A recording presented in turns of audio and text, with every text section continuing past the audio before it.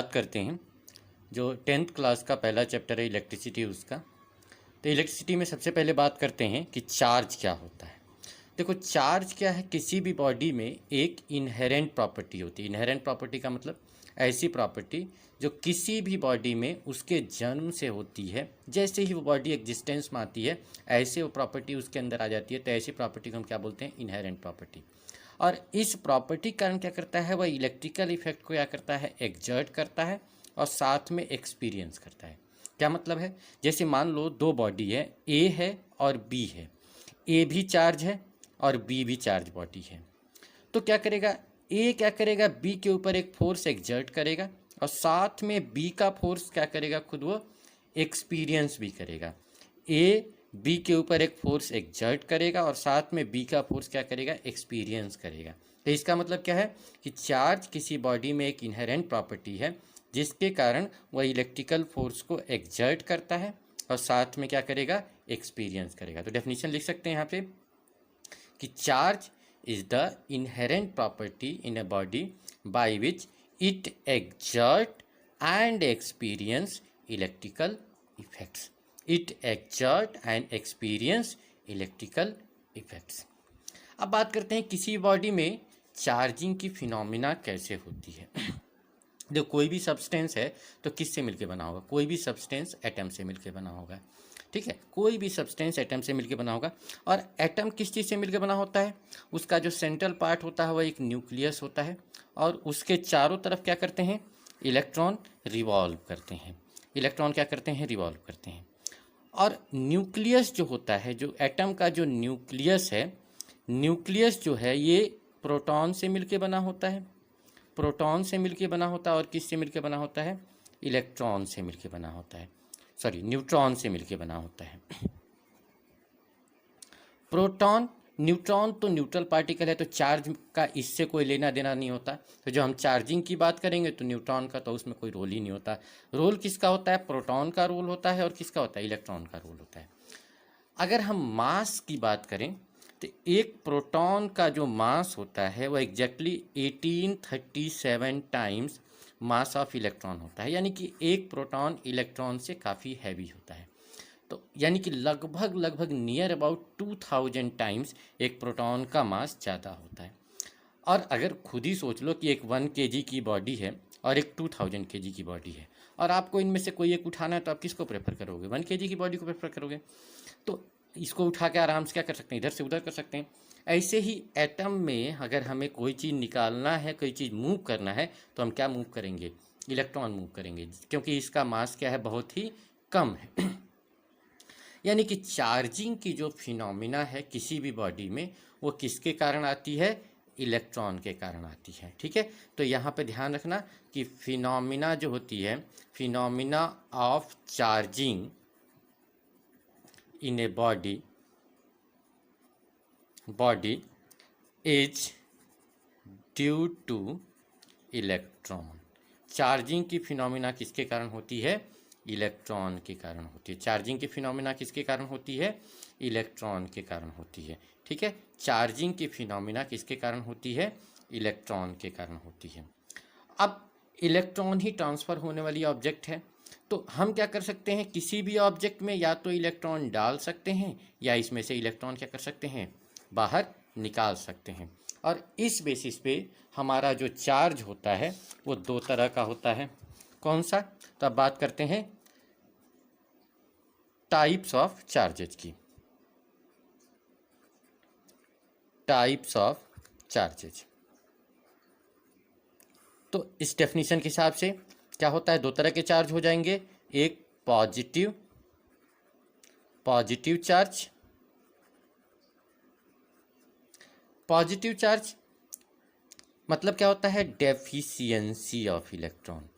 Deficiency of electron यानी कि अगर कोई सब्सटेंस है और ये न्यूट्रल सब्सटेंस है और इसमें से इलेक्ट्रॉन हम अगर निकाल दें तो ये सब्सटेंस किस में कन्वर्ट हो जाएगा, ये पॉजिटिव चार्ज में कन्वर्ट हो जाएगा। किस में कन्वर्ट हो जाएगा, पॉजिटिव चार्ज में कन्वर्ट हो जाएगा। और दूसरा क्या है, नेगेटिव चार्ज।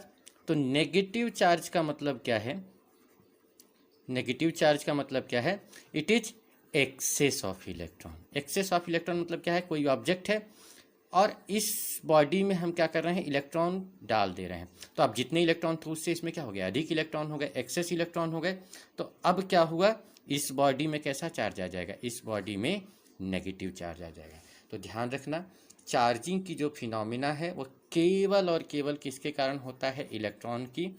और इलेक्ट्रॉन या तो उस बॉडी में हम डाल सकते हैं या उस बॉडी से क्या कर सकते हैं, निकाल सकते हैं। निकालेंगे तो इलेक्ट्रॉन की कमी हो जाएगी, डेफिशिएंसी हो जाएगी, और ऐसे केस में हमारा बॉडी कैसा चार्ज एक्वायर कर लेगा, पॉजिटिव चार्ज एक्वायर करेगा।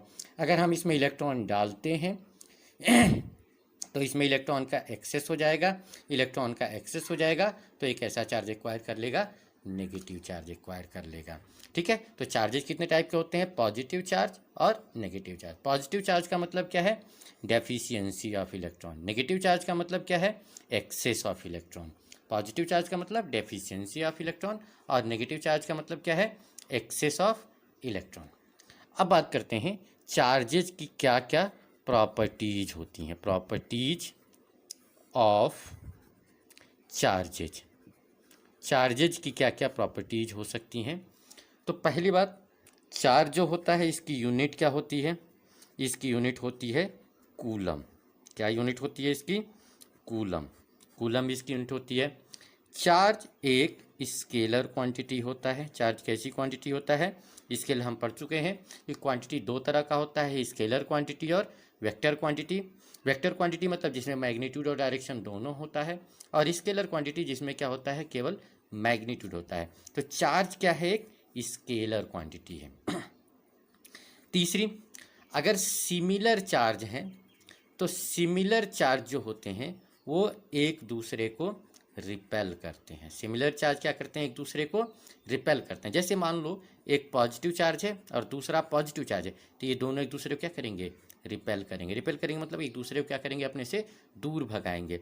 ऐसे ही नेगेटिव चार्ज है और नेगेटिव चार्ज है, तो ये क्या करेंगे, एक दूसरे को रिपेल करेंगे, एक दूसरे को दूर भगाएंगे। और अगर ऑपोजिट चार्ज हैं तो ऑपोजिट चार्ज क्या करते हैं, एक दूसरे को अट्रैक्ट करते हैं। इसका क्या मतलब हुआ कि अगर एक पॉजिटिव चार्ज है और एक नेगेटिव चार्ज है तो क्या करेंगे, एक दूसरे की तरफ, दोनों एक दूसरे क्या करेंगे, एक दूसरे की तरफ फोर्स लगाएंगे। यानी कि opposite charges attract each other and similar charges repel each other. Opposite charges attract each other and similar charges repel each other. Next property है एडिटिविटी। एडिटिविटी का क्या मतलब है कि जैसे मान लो कोई ऑब्जेक्ट है और इसको तुमने कई तरीके से चार्ज दे रहे हो। जैसे मान लो एक बैटरी से कनेक्ट किया और एक बैटरी से कनेक्ट करके इसको तुमने Q1 चार्ज दे दिया, ऐसे ही दूसरी बैटरी से कनेक्ट करके इसको Q2 चार्ज दे दिया, ऐसे तीसरी बैटरी से कनेक्ट करके इसको Q3 चार्ज दे दिया, उस पर नेट चार्ज क्या आ गया, Q आ गया। तो जो नेट चार्ज होगा बॉडी पे, वो जो तुमने जितने भी चार्ज दिए हैं उन सब का क्या हो जाएगा, सम हो जाएगा। उन सब का क्या हो जाएगा, सम हो जाएगा। ठीक है, तो नेट चार्ज जो किसी ऑब्जेक्ट पे आता है वो क्या होता है, नेट चार्ज किसी भी ऑब्जेक्ट पे जो डिफरेंट मीन्स से हम उसको चार्ज दे सकते हैं। यानी कि एक तरीके से हमने Q1 चार्ज दिया, दूसरे तरीके से हमने Q2 चार्ज दिया, तीसरे तरीके से हमने Q3 चार्ज दिया, तो नेट चार्ज इस पे क्या आएगा, ऐड हो जाएगा। ठीक है, एग्जैक्टली जैसे हम एल्जेब्रिक सम करते हैं, यानी नेट चार्ज क्या हो जाएगा, Q1 + Q2 + Q3। यानी चार्जेज क्या करते हैं, एडिटिविटी की प्रॉपर्टी को शो करते हैं। चार्जेज क्या करते हैं, एडिटिविटी की प्रॉपर्टी को शो करते हैं। Next property is quantization of charge. Quantization का मतलब क्या है कि हम क्या करते हैं, हम कहें कि अभी किसी बॉडी को चार्ज करना है तो हम क्या करेंगे, इसमें या तो इलेक्ट्रॉन डालेंगे या इलेक्ट्रॉन निकालेंगे। और इलेक्ट्रॉन क्या होंगे, हमेशा होल नंबर में होगा। इलेक्ट्रॉन पे जो चार्ज होता है वो होता है -1.6 × 10⁻⁻19 कूलम।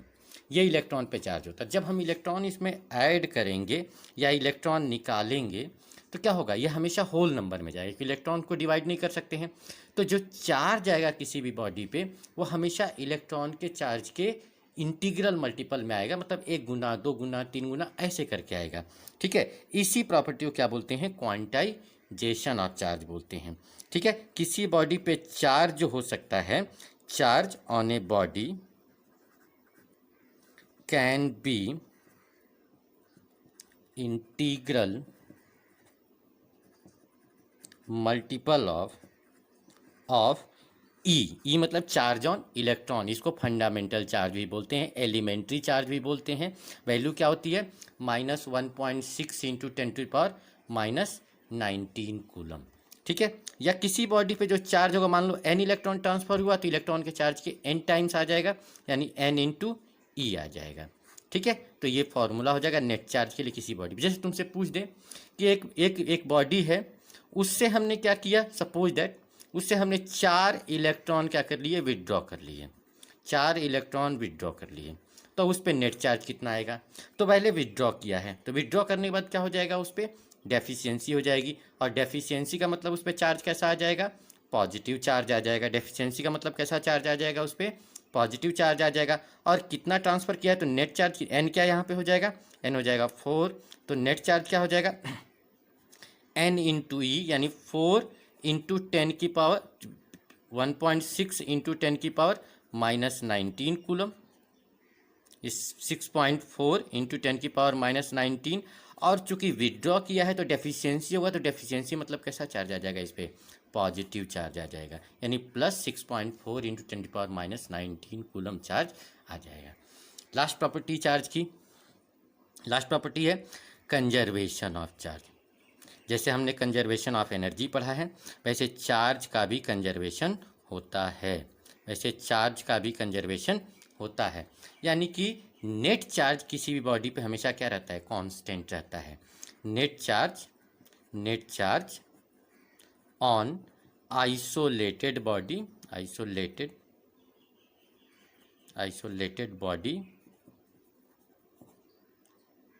Is constant. ठीक है, अगर एक आइसोलेटेड बॉडी है तो उस पर नेट चार्ज क्या रहेगा, हमेशा कांस्टेंट रहेगा। तो ये रहा चार्जेज के बारे में। ठीक है, इसको देखते हैं, फिर अगली प्रॉपर्टी जो करंट के बारे में है उसके बाद थोड़ी देर में लेसन अपलोड करूँगा, इसको देखो।